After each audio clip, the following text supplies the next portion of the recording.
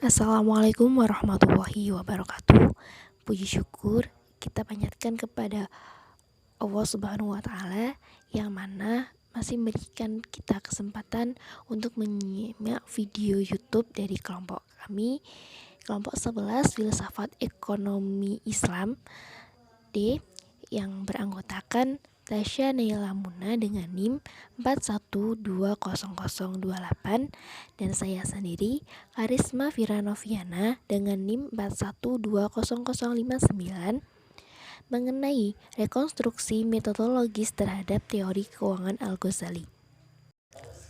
Selanjutnya pembahasan yang akan kami paparkan mengenai yang pertama biografi Al-Ghazali, yang kedua teori keuangan Al-Ghazali, dan yang terakhir rekonstruksi metodologis terhadap teori keuangan Al-Ghazali.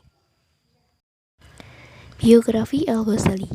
Nama lengkap Al-Ghazali adalah Abu Hamid Muhammad bin Muhammad bin At-Tusi Al-Ghazali, digelar Hujjah Al-Islam. Ia lahir di Ghosaleh, suatu desa dekat Tus, bagian dari kota Khurasan, Iran, pada tahun 450 Hijriah atau 1056 Masehi.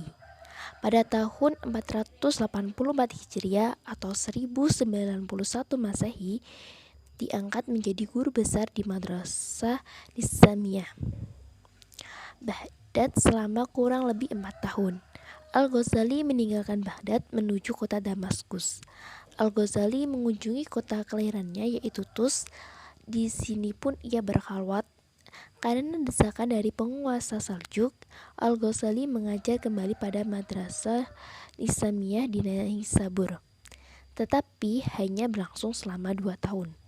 Kemudian dia kembali lagi ke Tus untuk mendirikan madrasah bagi para fuqaha dan sebuah zawiyahi atau konakoh untuk para mutasawifin, dan di kota kelahirannya ini pun ia wafat pada tahun 505 Hijriah atau 1111 Masehi dalam usia 54 tahun.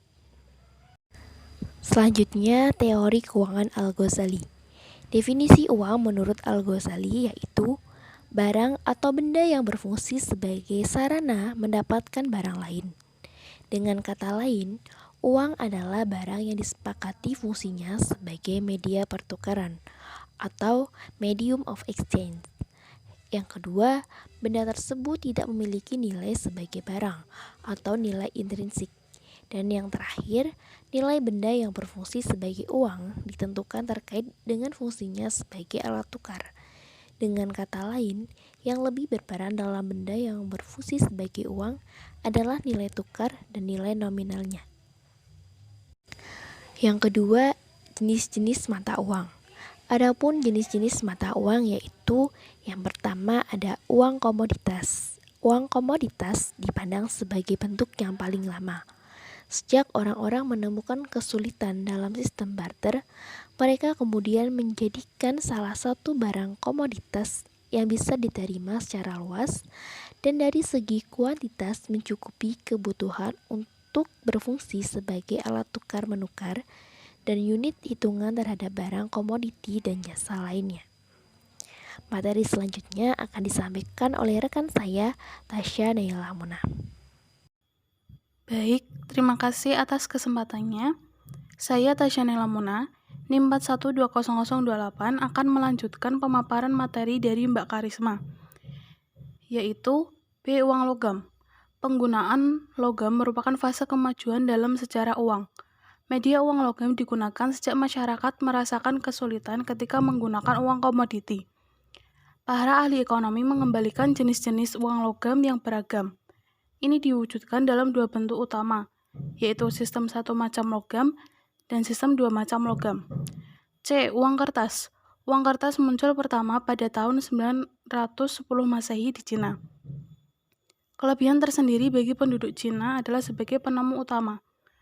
Pada awalnya, mereka menggunakan uang kertas atas dasar penopang logam emas dan perak. Pada abad 10 Masehi, pemerintah Cina menerbitkan uang kertas yang tidak ditopang.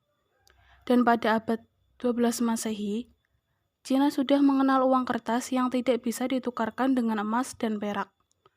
Meskipun emas dan perak dianggap sebagai bahan terbaik untuk dijadikan uang, tetapi Al-Ghazali menyebutkan bahwa hal tersebut bukanlah suatu keharusan.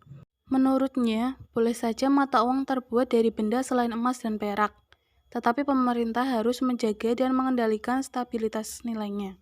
Materi selanjutnya, 3. Landasan pemikiran Al-Ghazali mengenai mata uang.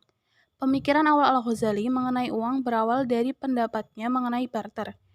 Misalnya, onta senilai 100 dinar dan kain sekian dinar. Dengan adanya uang sebagai ukuran nilai barang, uang akan berfungsi pula sebagai media pertukaran. Namun, uang tidak dibutuhkan untuk uang itu sendiri. Uang diciptakan untuk melancarkan pertukaran dan penetapan nilai yang wajar dari pertukaran tersebut. Selanjutnya 4. Fungsi uang menurut Al-Ghazali. Pada pembahasan sebelumnya telah disinggung tentang beberapa fungsi uang menurut Al-Ghazali. Dalam hal ini, ia menjelaskan beberapa fungsi yang dimiliki uang. Di antaranya ialah sebagai qiwam al-dunya atau satuan hitung, yang memiliki arti bahwa uang merupakan alat yang dapat digunakan untuk menilai barang sekaligus membandingkannya dengan barang lain. Yang kedua, hakim mutawasid atau pengukur nilai barang, yaitu uang dapat dijadikan sebagai standar yang jelas dalam menentukan barang yang berbeda. Yang terakhir, al-mu'awwidhah, alat tukar atau medium of exchange, menyatakan bahwa uang merupakan sarana pertukaran barang dan sebuah transaksi atau sering disebut dengan medium of exchange.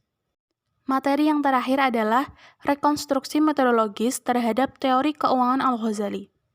Pemikiran Al-Ghazali tidak hanya berlaku pada zamannya, tetapi dalam konteks tertentu mampu menembus dan menjawab berbagai persoalan kemanusiaan kontemporer. Corak pemikirannya dalam ekonomi Islam kini lebih diarahkan pada analisis mikro dan fungsi uang. Ia pun menjelaskan masalah larangan riba dan dampaknya terhadap perekonomian suatu negara. Merujuk kepada Al-Quran, Al-Ghazali berpendapat bahwa orang yang menimbun uang adalah seorang penjahat, karena menimbun uang berarti menarik uang secara sementara dari peredaran. Baik, sekian pemaparan materi dari kelompok kami. Kurang lebihnya mohon maaf. Terima kasih. Wassalamualaikum warahmatullahi wabarakatuh.